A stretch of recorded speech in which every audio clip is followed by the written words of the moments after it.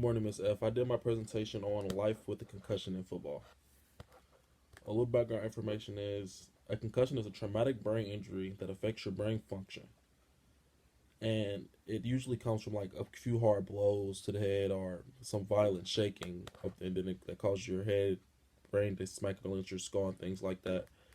And it's some concussions are normally something that a lot of people know about them, but they really don't know too much about them. They really like typically things that they see off movies and things like that.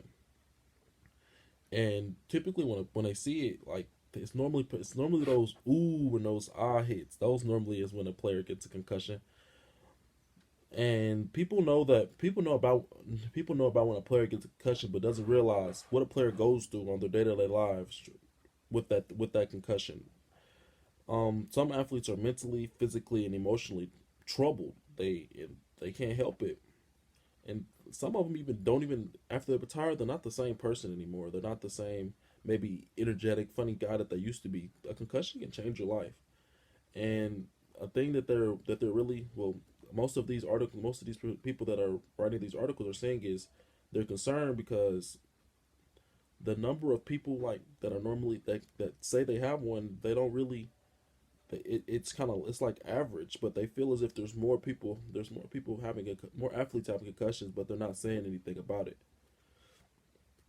The results of my study is in my first article were that most of the athletes that receive concussions repeat my first article is repeat concussion in the National Football League. The results of it were most of the people that received them were more of secondary, so that's your DBs, your safeties, your linebackers, and things like that. But that was compared to a 12-year study that's compared from 12 years ago. But in 12 years ago, mostly it was mostly offense in it, and they didn't really say anything specific, but they just said offense. So that's your quarterbacks, running backs, wide receivers, O line, that's everybody, and that's insane. Because now when you think about it, as of now, me knowing my football nature, I would think if it's more of a defensive state, I would think more defensive players get concussions because of all the hitting and banging they're doing. In the second article, raising the awareness of the severity of the concussions, the end result of that were there were they seen a small increase in concussions, but it wasn't that much as they felt as if there were more people, but they, as I said before, they weren't really saying anything. And they also with that they also made more rules trying to make the game safer and trying to restrict those players from even receiving concussions. But also, even if you did have one, they tried to implement something that would keep you away from the game for a while to help you recover at least.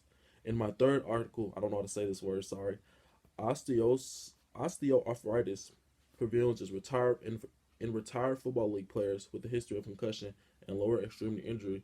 The result came back that the concussion rate is much higher than they were expecting, which frightened them because these are just statistics from people that have recorded their concussions. So these are just the ones that have already given out their that have already told their trainers and their team that they were concussed, but they felt as if there was still more the people that were just doing it, that were getting concussions, that were just staying in the game just because of the love of the game. But even though I understand that you love the game, I just feel like your life is more important than that game.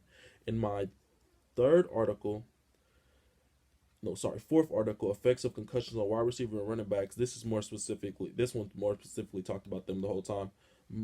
Surprisingly, they said that the longest amount that they kept after a concussion the wide receiver and the running back would get, the longest amount they would stay was 19 days. But typically, there were a few that didn't come back to the next season or lasted a little bit longer. But typically, they were back in action in 19 days, and their performance it wasn't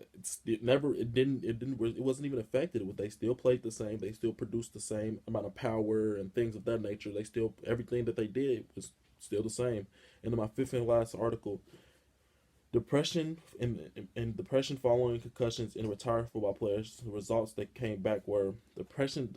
The depression diagnosis from them went from 6% all the way to 24%, and that's a huge jump. And I'm pretty sure it's more than that. I'm pretty sure deep down inside I know that there's more than just it's more than 24%. Like I said, everybody doesn't always go to someone for help. They more, but some people do try to do things on their own. And they also talk about they also found that out that if more it's more likely that you would be depressed if you receive more than one concussion. Now, in the discussions they had, in most of the discussions for all of them, they would typically talk about what was going on with the athletes, such as like how they were getting the concussions and what they were doing after the concussions, and they frequent like they would say like people with repeated injuries would like um like people with repeated injuries would be more affected by this because they repeatedly they would continuously get them, and they really talk most like typical almost all of them typically mostly talked about spoke heavy on how all of these athletes were doing all this stuff. Some were, but most of them was not. All these athletes were getting concussions, but most of them were not coming in and getting the proper help needed to to to get the concussions. What I mean by this, they weren't coming in and saying anything at all. Like they would get concussed and they would just play, just like as I said before the love of the game. But and that's what most of these articles typically talked about. Sorry, I'm trying to put my presentation up. That's what they most of these articles typically talked about, and that's what they mostly all went over. That's what they mostly all discussed, and how just how they just they just weren't coming in to say anything about it. And then the job the two, I actually put three jobs. The first job I picked was physical training, and I just feel like it was a must that you know about these type of things and what these people go through, and how I just feel like you need to know how to approach them, and how to and what you can do to make their lives easier, not and just to help them overcome what they're going through. And then also the next one I picked was being an agent. You with being an agent, you're handling this person's finances, meetings, everything. You want to be able to. If I'm born with a player that's concussed, I want to be able to speak to them in a manner that they will be able to understand. And I just want to, me as being their agent, I just want to make their lives way easier than what it has to be.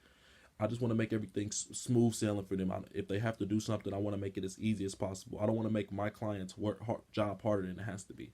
And then the third one, I just put it's not a job, but I picked being a parent. You having a kid, and them if they get a concussion, you want to if you don't know anything about it, you're gonna be sitting up there trying to figure out everything like what's going on, what should I do. You knowing these type of things will help them way more. You'll be able to understand what they're going through, try to figure out what they're thinking, and you just want to make your kids' life easier. You don't want to put them through any too much trouble of too many things. So I just put me in a parent as one because it's just like something that you should know. And that's pretty much it for my presentation. Thank you. Bye bye.